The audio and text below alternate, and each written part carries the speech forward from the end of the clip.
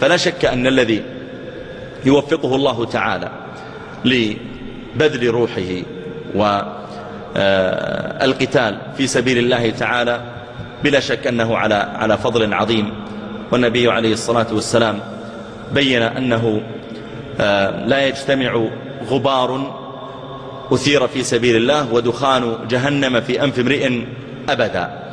لا شك أن تعلق النفس بالجهاد في سبيل الله ورغبة النفس لسفك هذا الدم وسحق الجماجم وتقطيع الأجزاء في سبيل الله جل وعلا ودفاعا عن دينه لا شك أنه شرف للمؤمن. وبين الله عز وجل أنه إذا قاتل المرء الكفار لم يستطع الكفار ولم يحدثوا أنفسهم أصلا بأن يأتوا ويقاتلوا.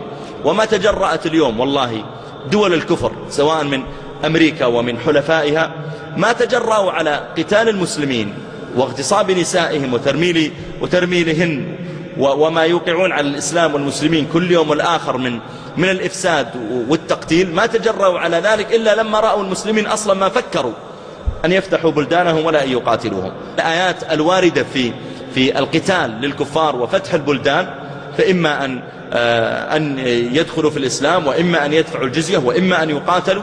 لو كان المسلمون فعلا طبقوا مثل ذلك لما وصلنا والله إلى الذل الذي نصل إليه اليوم.